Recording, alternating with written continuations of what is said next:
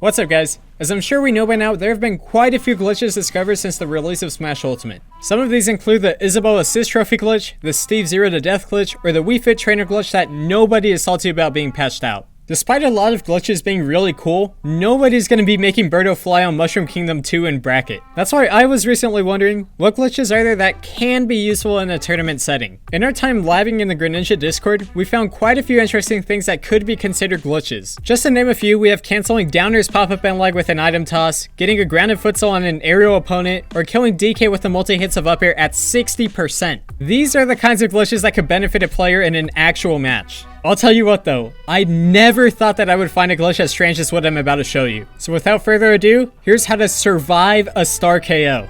Before I tell you how to set this up, I need to quickly explain the properties of a star KO because there's actually quite a lot going on here. If you don't already know what a star KO is, you probably didn't watch enough Pokemon as a child. It's basically the Team Rocket animation where a character is flying into the blast zone before turning into a star. In some characters' cases such as Pit, they'll actually say a funny voice line as they lose their stock. The Star KO animation lasts for universally 129 frames, and the stock is registered as lost on frame 130. Something that a lot of people have been talking about recently is the ability to buffer your one-screen animation. If you hold up, left, or right on your controller's D-pad when the game screen comes up, you'll be able to choose which victory pose your character goes into. Now why am I talking about this? If you go into the top blast zone as you lose your stock, there's a 1/3 chance that you enter the Star KO animation, the Screen KO animation, or just die off of the top blast zone.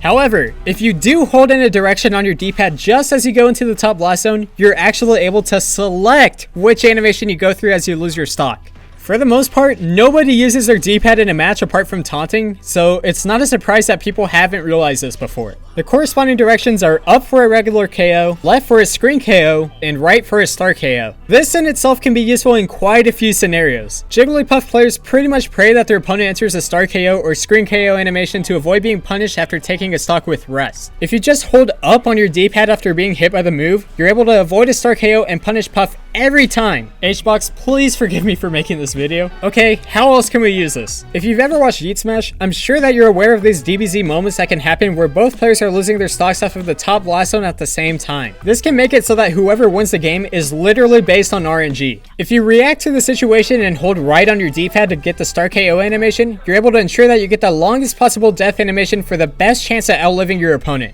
You can also use this in a number of different situations, such as charging a tiny bit more off with Wario, timing out Cloud's Limit, Joker's Arsene, or Little Mac's KO Punch. Okay, so I could cut the video here because this is huge in itself, but the title of this video is how to survive a star KO. So now that we know how to force it, let's find out how to get out of it. Now this is a bit tricky to understand, but bear with me while I bring up some data. You know this untechable animation that everyone's talking about in Ultimate? This actually plays such a key role in setting this up. The untechable animation shows up at 6 units of launch speed, whereas the character actually enters an untechable state at 6.316 units of launch speed. This means that the untechable animation is actually an inaccurate indicator of this state. The thing about this is that it doesn't actually account for vertical knockback, and you can still tech out of moves that send you vertically. Don't believe me? Check this out. At 110%, Ganon's down air sends Greninja at a launch speed of 6.79433. As we said before, untechable starts at a launch speed of 6.316. Despite the launch speed of Ganon's down air, Greninja is still able to tech out of it.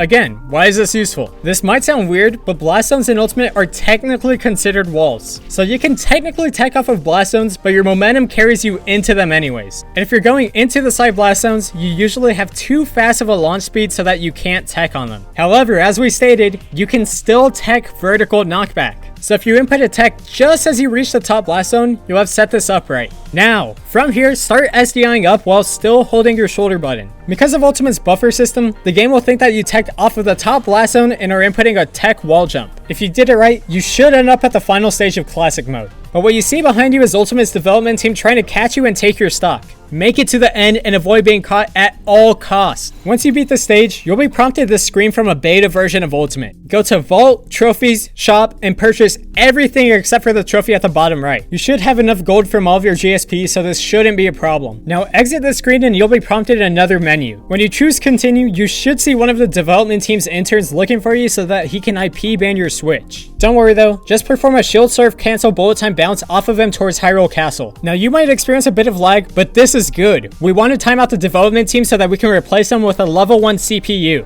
If you have a LAN adapter plugged into your Switch for some reason, take that shit and throw it out. All the latency that we can get helps. If you properly time them out, you should enter Ultimate's physics engine. Go ahead and initiate an accelerated back hop. Remember, we're trying to put as much space as possible between us and the development team before they reconnect. Once you go through this tunnel, you should see the screen here. Whenever the developers were adding Steve to Smash, they actually had to import a ton of data from the game and had it added to Ultimate's localization files. Now, go ahead and take out all of the Ender Crystals and defeat the Ender Dragon. Now that he's defeated, drop through the portal. There's only a few steps left, guys. Defeat your rival, complete jump beef, do a 420 turn scuff double YY on this pyro, upload it to YouTube, run a sub 6-minute mile, beat your girlfriend at 8-ball, win a game of Connect 4 on Club Penguin, do a muscle up, tweet out buff Greninja, and then subscribe to Appalotion. After you've done all of this, you'll see that you actually respawn without losing a stock. Now this is definitely game breaking, and I can't guarantee that you'll be able to connect online after doing this, but if you're playing at a local or on someone else's Switch, it's definitely worth it, and it's a super easy setup to do consistently. I honestly don't know if this will stay in the game even after 12.0, but while it's here, make sure to abuse it. But also, keep it on the down low. We don't want the development team to hear about this and patch it out. But anyways, I hope you guys learned a thing or two, and if you die off of the top blast zone, there's nobody to blame but yourself. I'm always labbing things out, so if you want to see what else I find, stay tuned because there's definitely more to come. Alright, I'm gonna wrap up this video. Thank you guys so much for watching, and as always... FBI, oh shit!